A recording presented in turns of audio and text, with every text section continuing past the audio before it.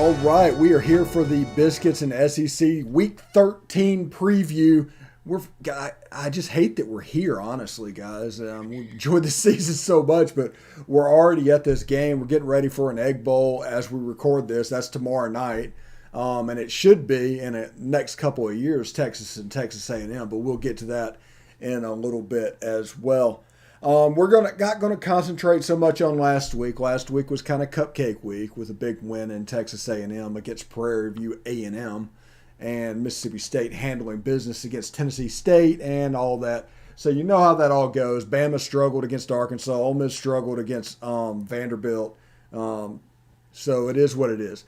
But this weekend is Rivalry Week, which provides my favorite football game that has happened in the last 15 years, and that is Florida and Florida State playing with the winner getting to go to the Birmingham Bowl. This is everything that everybody should be excited about, and this game just has a chance to be magical. You got the Egg Bowl is the top game of the weekend, I think, and Louisville and Kentucky has a chance to be weird. So anyway, how you doing, guys? Doing good, Steven. It's good to see you. I'm sorry it's been a few weeks since I've been able to join the podcast. Sometimes work gets in the way, but no, I'm glad to be back, especially ahead of this week. This is going to be a fun week. Rivalry week always is. Something crazy always happens. And this slate of games is going to be a lot of fun, especially I can't wait for the Egg Bowl. As this is kind of shaped up, right, with Ole Miss playing the way they are in the top 10, and then Mississippi State playing the way they are here at the end of the year. They're looking good, so I can't wait for this week. No, absolutely. That's my dog Archie, as you can hear. He's staring at the window trying to guard us from people walking down the street. So bear with him a little bit. Hopefully he'll won't do that very long. So Hammer, how you doing?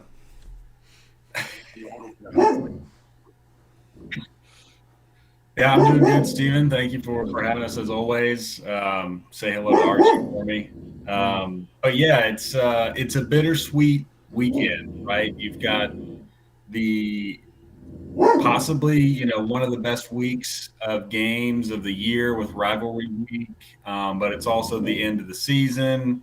It coincides with Thanksgiving, so everybody's going to be eating, drinking, and carrying on while there's football on all weekend. So I'm excited. There's a ton of stuff that we can get into. So it should be a great weekend ahead. Yeah, it absolutely could. I mean, there's a lot of games coming on. I don't know what he has in his mouth. This is bottle cap. Okay, so yeah, all of a sudden he's decided to be weird. So there he is, right there, looking at me. All right, the first game of the week. We're going to do the Egg Bowl last because we don't want this thing to get dated and be used and people to turn it off after this weekend. So we will do that last. So we will go backwards to the Egg Bowl. So we're going to start with Kentucky and Louisville. And this has a chance to get a little bit weird. Malik Cunningham is a heck of a player. Louisville's actually favored in this game. The game's being played in the big pizza box because you have the big pizza box and the big grocery bag in Kentucky. And it just has a chance to be odd. I'm looking forward to this game almost as much as the next one. We'll get into that. But this game could be a little bit of fun. Yeah, I'm excited for this one. You look at Louisville; they're 6-5. They're so-so, but they haven't been losing games by that much, right? They've been in a lot of these games that they've been playing. Like you said, Malik Cunningham is a great player, can pose a lot of problems for this Kentucky defense. I think at the end of the day, Kentucky is going to be able to win this one. I think they've got too much on the line. I think Kentucky going 9-3 this year would just continue that momentum that Mark Stoops has for that program, and so I think he'll have them ready for this one. At the end of the day, I think that Chris Rodriguez is going to be the difference maker. I think they're just going to try to run the ball on this Louisville defense, which is so against the run. I think they're like top 60 right now against the run, so not that good. I think Chris Rodriguez is going to be able to run on them, and I think that Will Levis makes a few plays with Wandale Robinson to get this one done. I think it's going to be closer, than we might have thought at the start of the season, but I think in the end, Kentucky gets it done. Yeah, I'm on the same page. I think honestly, I didn't think this was going to be that good of a game because I haven't really paid much attention to Louisville since Ole Miss whooped them all the way back in week one, which seems like years ago now. But I noticed when this game opened or the lines opened that Louisville was favored. I think they still are favored by like 3 points. So when I saw that, I took a look and tried to do a little more research to figure out why in the world they were favored other than being at home. And I think Alex pretty much nailed it. Malik Cunningham is a great player. Louisville's won a couple games, but it was against Duke and Syracuse, and I think they're just a so-so team. Kentucky, in my opinion, should be able to go in there and handle business. I think top to bottom, they're better. Outside of a heroic performance from Malik Cunningham, I just don't think they really have enough to get by Kentucky. The Kentucky defense is pretty solid, should be able to limit Louisville. And then offensively, I do like, Wandale Robinson and Chris Rodriguez to have pretty good games. So unless Mark Stoops has already taken some other job and they just don't care anymore, I don't see them losing this game. I think, as we've talked about, he's building something there. This is big for recruiting in that state. So I'd be surprised if they lost this game. I'm going Kentucky. Yeah, I think Dave Aranda or Mark Stoops has a chance to be the next head coach at Kentucky or LSU, and if it's Mark Stoops, I expect them to lay an absolute egg this weekend. And Malik Cunningham run around looking like Lamar Jackson. This game I am low key looking forward to as well. South Carolina and Clemson. It is a game in Columbia to where if this game can get into the second half and be a game, that place is going to be a zoo. It sold out 2 days ago. They are ready for this game. So everything that is pent up, all that energy is going in the favor of South Carolina against a Clemson team that's kind of figured some things out and handled Wake last week. Yes, I think look, if you're a South Carolina fan, you're probably thinking this is your best chance to beat Clemson. And, well, I guess obviously since Spurrier was there and he had some success and beat Clemson quite a bit, but it's been a long time. So they should be excited. I think the atmosphere will be rocking. I just don't quite see it, though. I mean, South Carolina is a great story, got to bowl eligibility, but it's one thing we say in football that defense travels, and Clemson has a very good defense. South Carolina's offense is still quite limited. They've been able to do some good things lately, but I don't expect them to put up a bunch of points on Clemson. Now, the flip side, obviously, is Clemson's offense is very bad. So I think South Carolina's defense will be able to, limit them as most teams have. I think Clemson's just a better team. And like you said, they got a little bit of momentum. They beat Wake Forest pretty handily last week. And I think they're on a 4-game win streak overall. So they're figuring some things out and figuring out how to win games despite being pretty limited at the QB position.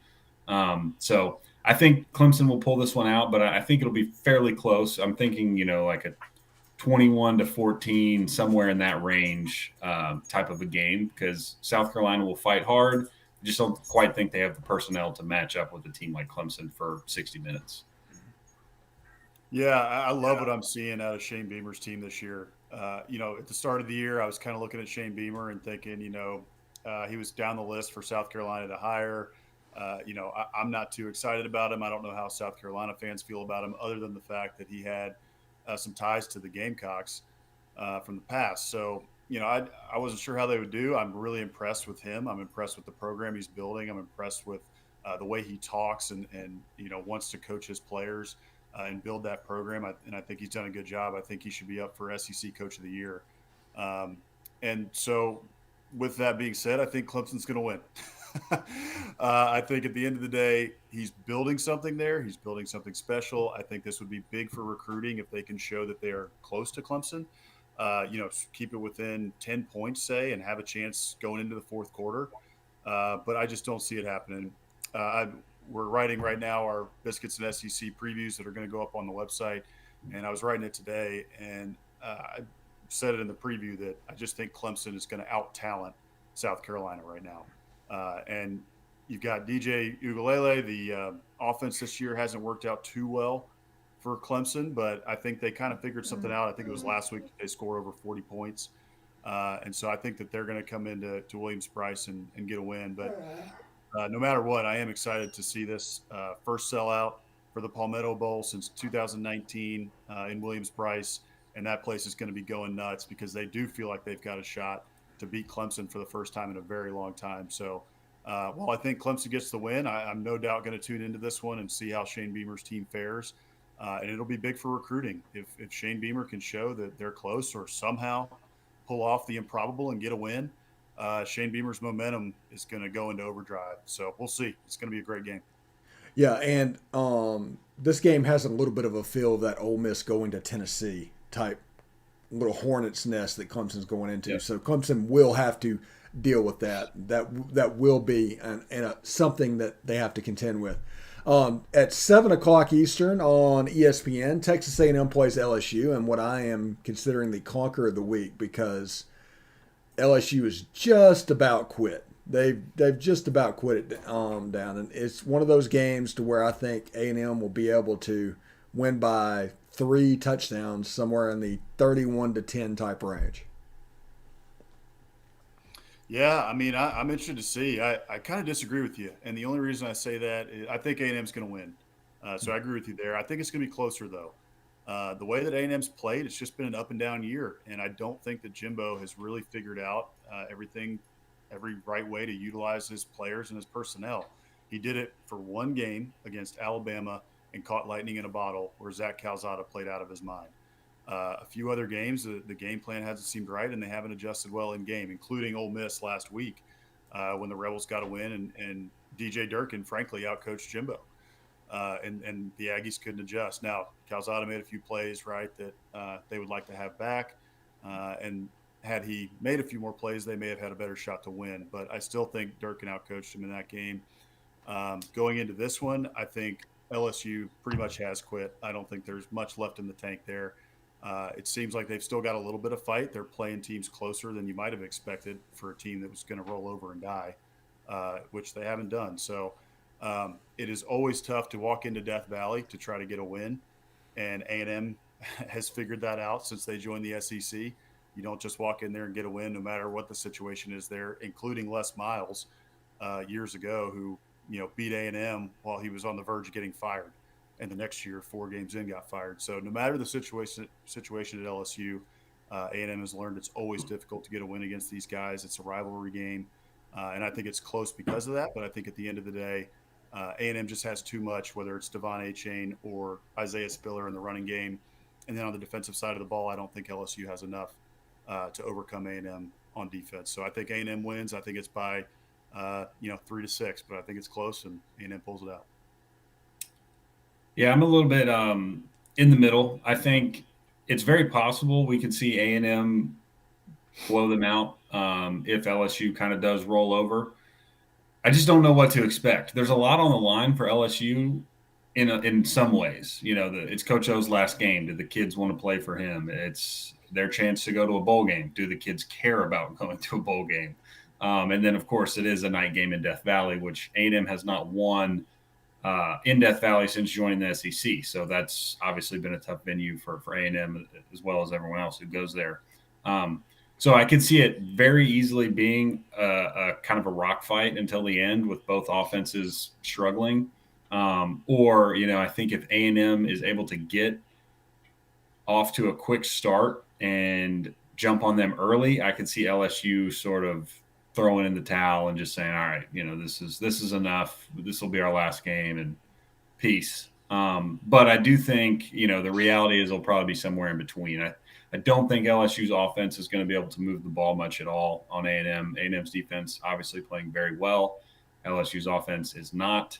And then on the other side, it's all similar to the Ole Miss game, probably going to come down to the run game. We've seen Calzada, again, most of the year now, other than Alabama, he's been pretty average. So if you're going to ask him to win a game on the road, it's going to be very close, and you might lose. If A&M is able to run the ball, they should be fine. And again, I think it'll settle somewhere in the middle. I don't think they're going to run all over LSU, but I think they'll have a little bit more success than they did against Ole Miss. Hopefully, Achane gets 15 or 20 touches at least in this game. And I think you'll see A&M pull away in the end, 24-14, something like that. But I do like them to get the win. Yeah, something to keep an eye on. Teams that play a zone defense against Calzada has really been successful. Teams that have lined up and tried to athlete on athlete A&M like Alabama did, Calzada's been able to actually make some throws either through some Aeneas Smith slot fades or whatever's going on. So I think LSU, they've the last 2 weeks done a lot of zero blitzing because Coach O just doesn't care and there's no consequences. And so there's a chance for Calzada to make some plays. Yeah, it'll be interesting to watch. It's going to be a fun one. All right, let's go to the friends and family game. Vanderbilt at Tennessee, 3:45 on the SEC network. It's a game. Tennessee's bowl eligible. It's a game where they could score 50 points. This got 57 written all over it, but this is like an old style 1990s Tennessee versus Vanderbilt game. Yeah, this is a total mismatch. Speaking of, look, Vanderbilt, again, to their credit, they do seem to be fighting. They just are so limited. They gave a good effort last week against Ole Miss in a game that I don't think Ole Miss was really all that interested in, and sort of put it on cruise control and won with relative ease. So that's what I expect in this game as well. I think Tennessee is going to put up 40, quite possibly 50 points. Vanderbilt's going to do what they've done all year and get to 14, maybe 20, but this game will not be close.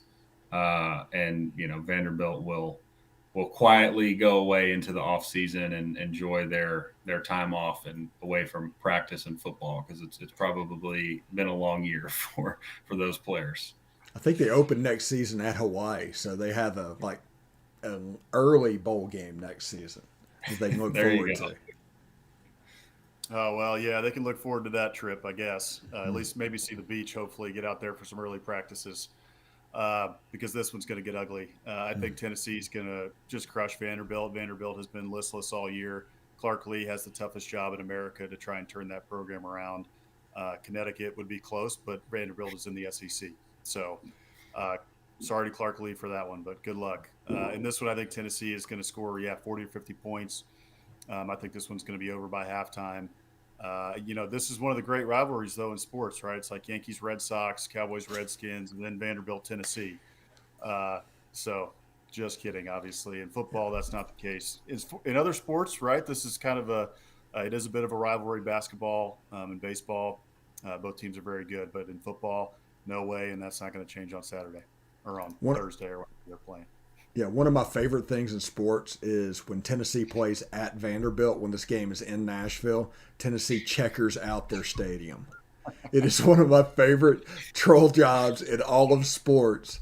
It's just wonderful. Tennessee fans are a little bit crazy to begin with, as we saw earlier this year, but that's pretty great. But I think Tennessee's going to walk all over this. Now, Alabama and Auburn, the CBS game, CBS wishes they had the Egg Bowl. But they get Alabama and Auburn is, let's see, what's the word? Weird. Going into this game, TJ Finley. There's rumors of Brian Harsin. There's like smoke of him going to Washington. There's everything going on. Alabama's not particularly good. Normally in a year like this, that Auburn voodoo would be something that you would actually have to worry about. I think Jamison Williams has a chance to get loose. I really like the Tide in this game, but the Iron Bowl, you never can tell. Yeah, I'm excited for this one. It's the Iron Bowl. You're always excited for this game, right? You've got two great traditional programs. Alabama fans might take exception to me saying that. However, Auburn does have some great history, as does Alabama, especially in these past 20 years. So. I can't wait to see this one. I think really this is pretty simple to me. And Auburn doesn't have Bo Nix, and TJ Finley just doesn't look like he's ready yet. I think he could be a very solid quarterback going forward for Auburn, but this year's not the year. He didn't look good last week, and I just don't think that he's got enough time to beat Nick Saban in Alabama in 1 week's time. So I think Alabama wins this one at the end of the day. I think they run away with it at the end, probably something like 44-21. And Alabama rolls on to Atlanta for the SEC championship game against Georgia, which we're all excited about and kind of have been waiting for, for a while now. So, yeah, it'll be fun when we get together and talk about that game next week. Absolutely, that's going to be a fun one. Yeah.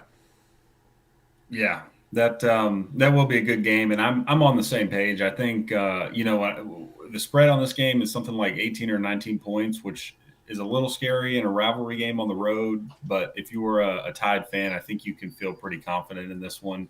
You laid it out, Steven. Jamison Williams looks unguardable.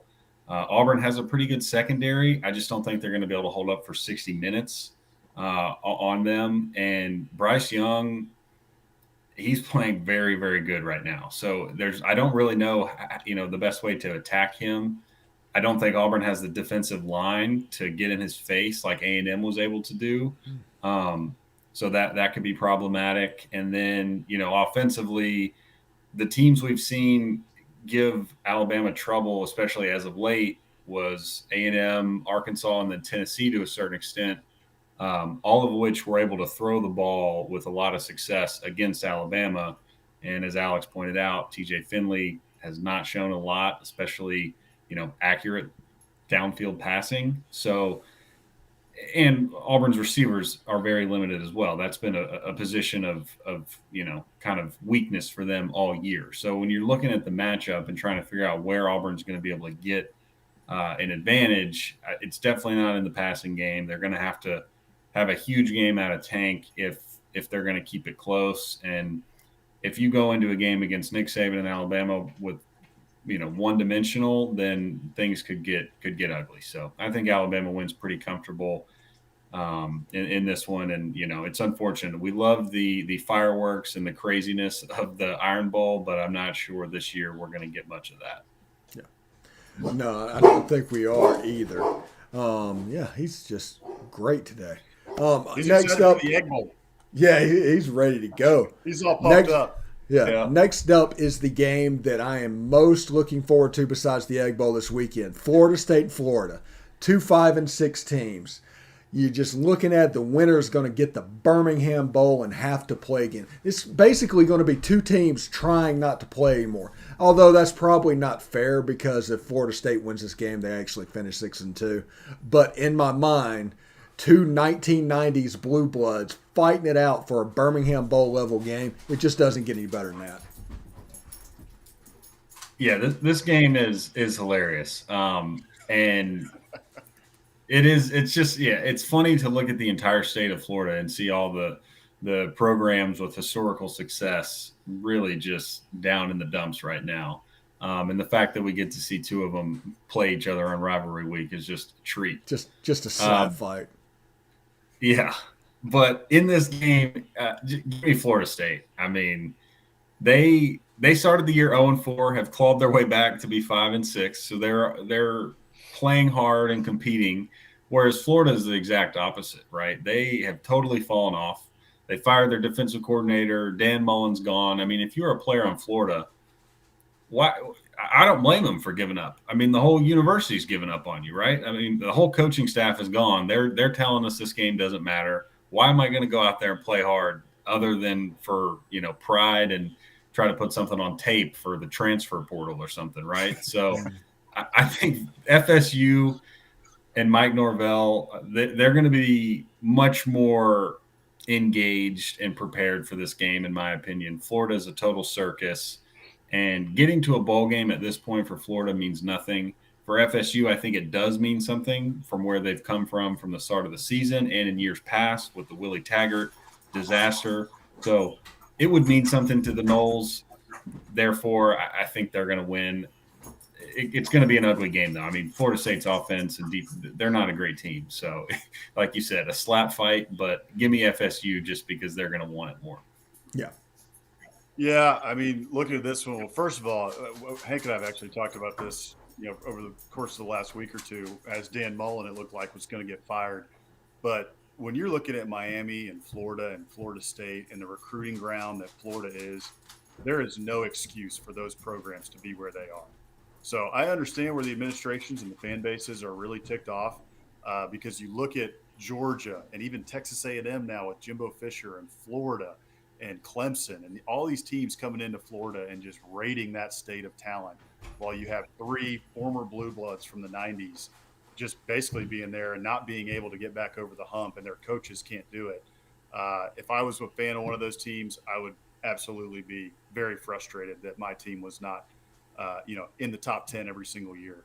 And it looked like Florida had that until Dan Mullen just decided to nuke his program this year for who knows why, really. It seems like by the end of it, he was trying to get fired. Um, as far as this game goes, I agree with everything Hank said, but this has been the year of chaos. So with that, I'm going to go with Florida. I mean, not only that, but you've got Emory Jones, who it looks like got hurt in practice today. I saw about 2 hours ago. It looks like he may not play, and so it's going to be Anthony Richardson again, who a week ago or so took all of Florida out of his Twitter bio. So it is a complete circus at Florida. Florida State has more to play for, and for those reasons, I'm going with Florida because 2021 is the year of chaos. Yeah, total circus at Florida, but Florida State's the one with the clown college. So I don't know. Georgia and Georgia Tech, a little clean old-fashioned hate. Don't get too excited about this. Georgia Tech is 3-8. I did not know what their record was until about 5 minutes ago. And I still laid the points that they put on Georgia and everything, and I expect this game to just be a whitewashing and get ready for that championship game. Yeah, that's exactly right. Georgia Tech is terrible. This is not your grandfather's Ramblin' Wreck who used to, look good and be in the top 5 every year and played Rudy's Notre Dame. You know, they're going to get rocked. The Ramblin' Wreck are not what they used to be. Georgia is really solid. They have looked good all year. They have not changed. They have been the exact same team every week. We're going to score 38 points, and we're going to be a boa constrictor on defense and not let you score more than 7. So Notre Dame, Rudyless Notre Dame last week beat Georgia Tech 55-0. So Georgia could beat Notre Dame by 20 points right now. Georgia could beat Georgia Tech right now 80-0 if they so wanted to. I expect this one to be over at halftime. I expect Tombstone Bennett to put another headstone in the yard by halftime. And I think that Georgia's going to beat them probably, say, 48-3. I think that defense will be ticked off if they give up more than 3 points. So Georgia by 1,000,000. Yeah, agree with everything. Go ahead. I was going to say it's revenge or karma or whatever for what they did to Cumberland College back in the day. Yeah, that's right. Right. The 222-0. Yeah. Yeah, but I agree with everything Alex said. I'll keep this short and sweet. There's 2 things I'm going to be looking for in this game. Number one, rumors are that George Pickens is likely to play. I know he suited up last week, but did not actually step onto the field. Seems like he could see some snaps, which is encouraging for Georgia fans. And then on a similar, tune, expect JT Daniels to play. Stetson will start. They're riding with Stetson. But again, Kirby's got that ace in his back pocket if he wants it. This is a game that you're going to want to get JT reps just in case disaster strikes later in the year and you do want to bring in JT. So look for Pickens out there and then look for JT to get some reps, and Georgia will, dominate. We could talk about this next week, too, as we go into Alabama, but it would be really interesting if you had a Tua-type situation, right? I mean, Tua was a freshman, had never played, so it would be a little bit different. However, you could see something. Maybe if Stetson struggles in the first half against Alabama, maybe JT comes to the rescue in the second half. I've thought about that more than once over the last couple weeks. It might couple actually weeks. more be like a Jalen Hurts situation against the Bulldogs in the SEC championship. Yeah. Okay. Yeah. Yeah. It will be interesting, but I think something like that could happen. Now, I told people the way to beat Georgia. I tell everybody because I'm like a football genius and everything, but I know how to beat Georgia. This is all you have to do to beat Georgia. You just have to hold them to 10 or 14 points, and because if they get to 20, it's over. And so that's my football expertise. So we move over on Friday at 2:30. Missouri and Arkansas at Fayetteville on CBS. It's going to be a good game. Missouri got bowl eligible. Thank you, Dan Mullen. And this is a game that if Missouri were to win this game, both teams could finish 7-5. Think about that, where we were 5 weeks ago. But if Missouri wins this game, both teams would be 7-5. Yeah, that would be quite the story. As much as much garbage as us and everyone else was talking about Mizzou, South Carolina earlier in the year, and those two teams end up, one's bowl eligible, or well, both are, and then Mizzou maybe gets to 7 wins. However, I don't think that's going to happen in this one. Arkansas is at home; they play well at home. They're playing pretty well. Obviously they lost to Alabama, but Missouri is not Alabama, so I think they're going to win. KJ Jefferson's the better quarterback in this matchup. Tyler Beatty, I think, will be able to get his just like he's done on everyone. But Arkansas's got too many guys offensively. Assuming Traylon Burks is healthy, I know he was a little banged up against Alabama, although it didn't really show on his numbers that he put up. But I like Arkansas here. It's a rivalry game at home. Sam Pittman's guys are playing extremely well, hard. They're disciplined. You could say a lot of that about Missouri, but I don't quite think they have the guys to match up with them. And I don't trust Connor Bazelak going on the road against a Barry Odom defense. I think he could turn the ball over a couple times. So give me the Razorbacks here. Yeah, I agree. This one's Barry Odom's revenge. I think he's going to have a good game plan. I don't think Mizzou's offense has enough in order to beat Arkansas. And I think Arkansas, as Hank said, KJ Jefferson's the better quarterback in this one. And I think Arkansas has too many weapons for Missouri to stop. That defense of Missouri's is still absolutely terrible. And I think that Arkansas could take advantage of it. So I think the Hogs, I don't think they win it too big. I think they win it by, 7 to 10 points or so. But I think last week I got a new nickname for Eli Drinkwitz. It's Jet Eli. Jet Eli Drinkwitz. So Jet Eli, I don't think he's got enough this week to get it done. I think he got it done last week against Dan Mullen, and I think that was what he had in the tank for this year. And I think that Arkansas gets another win, more momentum for Sam Pittman's program. They're again exceeding expectations. Year one, they exceeded expectations. Year two, they've now exceeded expectations, and I think that they add another one to their win total to keep that momentum going. Yeah, I have an opinion that the difference between a good coach and a great coach is the year two, because if you can get to a kind of a finished product in year two and get ahead of the game as opposed to waiting to year three, because I think Sam Pittman is going to get Arkansas to that level next year. But you look at Lane Kiffin in year two, Nick Saban in year two, Urban Meyer in year two. There's just a drastic jump. And speaking of which, we will do the Egg Bowl last. Ole Miss and Mississippi State, 6:30 Central, 7:30 Eastern kickoff on ESPN is honestly the game of the day tomorrow, NFL and college. It's going to be a lot of fun. Right now, Mississippi State is favored by 2 points.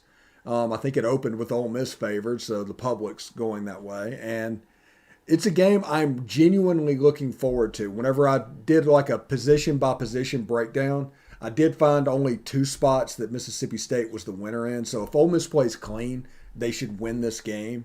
If it gets sloppy like this game is prone to do, Mississippi State can win it. Yeah, I think this one's going to be really interesting. You've got a hot hand in Cowboy Will Rogers at quarterback for Mississippi State, who for the last 4 games has just been on fire. You look at his stats, and he's playing well. He's getting control of that Leach offense. He's figuring it out. Ole Miss's defense has played well in spots where they've needed to this year, particularly last week, Texas A&M. They're starting to figure it out. So I'm excited to see that matchup of Will Rogers versus that Ole Miss defense. The Ole Miss defense last week really keyed in on the run against Texas A&M. This is a completely different offense that they're going to have to stop this week against this passing attack of Mike Leach, where they throw it 40 to 50 times a game. I'm always interested in games like that where you've got a back-to-back where your defense has to completely shift their mindset to a new offense. I think that's going to be difficult for Ole Miss in this one. Ole Miss has Matt Corral, which is what makes me think that Ole Miss is going to win this one. But at the end of the day, I think this one's really close. I like the momentum that Mississippi State has and the way that Will Rogers is playing and the fact that this one is in Starkville. So by a hair, I'm going to go with Mississippi State. And I think that one's a little bit on my mind about revenge for the A&M loss last week to Ole Miss, Stephen. But I'm taking Mississippi State. I think it's going to be a really close one. And actually, it wouldn't be surprising me at all if Ole Miss wins this game. I think it's a toss-up. Yeah. Yeah, I'm in the same boat, and I hate to agree with Alex here and team up on you here, Stephen, but I'm leaning Mississippi State here. I was writing the preview earlier today for Biscuits and SEC as well, and I like I really couldn't find much of a reason to pick one team over the other. Alex just laid out a lot of great points, right? What is DJ Durkin's defense going to look like against this air raid? I know if you're Ole Miss, you're going to really need your D line to come to play. You know, Sam Williams is going to have to get pressure because we've seen what Will Rogers does. If you rush 3 and drop 8, he's figured it out now. He knows the holes in the zone. He knows what receivers to hit. And then if you do bring pressure, he hits the hot route. So you've got to be able to get pressure to him by just bringing 3 or 4 linemen. I think Ole Miss can do that. I don't know how consistent they'll be able to do it. I think that's, the key to the game. And with it being at home for Mississippi State, and like you said, there's a tendency for this game to get a little bit ugly, a little bit wild. It's supposed to rain, I think, as well, so it could be totally sloppy. I'm leaning Ole Miss, Mississippi State. But yeah, again, this is a total toss up because I say all that for Mississippi State on one hand, and then on the other hand, I look and I go, "Is Matt Corral's last regular season game?" Ole Miss is getting healthier, right? Their offense should be pretty darn healthy. I think Matt Corral and Lane have been holding back the last couple weeks, and he's not been running the ball hardly at all. So I think there's some wrinkles that we haven't seen much as of late out of Ole Miss's offense that are in their arsenal that could be brought out and could easily propel them to victory. So I'm just excited to see it. And I'm thinking this game gets up into the 30s. Hopefully the weather doesn't totally, make it a slop fest, but this game to me will be back and forth and probably will come down, to obviously turnovers. I think both teams will take care of the ball, but, maybe special teams who can make kicks, and then who's going to have the ball last, who's going to be able to make the play. Because I think both quarterbacks have shown, given the ball at the end of the game, they can drive down the field, they can make plays, they can make it happen. So I lean Mississippi State. The cowbells will be ringing, but I really would not be shocked if either team won here. Yeah, and just so you can get your weirdness in the Egg Bowl out early, Ole Miss's kicker has been suspended for PEDs. Well, that is the rumor right now. So just think about that. This is the most Egg Bowl thing I've ever heard. I love it. That's so great.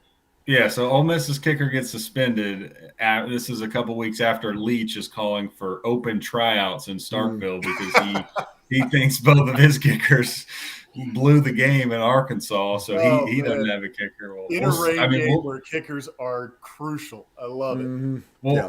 So here's another key to the game. Then maybe Lane does not need more reasons to go for it on fourth down, as we've seen. But if his starting kicker's out, then we might see even more fourth down attempts. Lane's going to call that game like a 12-year-old playing Madden. There's no chance now. I mean, It might be team never punt, Yeah. Well, so like Ole Miss, 14 game in EA Sports because you got Mike Leach on the sideline who always calls the game like a 12-year-old, and you got Lane Kiffin who's going to try and call the game like a 12-year-old this week, and you got the rain. It's just going to be mayhem. Yeah. I can't wait. Leach never runs the ball, and Kiffin never wants to kick it all, so it is like a 12-year-old playing Madden. Yeah, exactly. So anyway, thank y'all very much for doing that this week. Next week we'll get together and talk a little bit of Alabama and Georgia. Might be a little quick one, but should be a lot of fun. But thank you very much, and have a good Thanksgiving.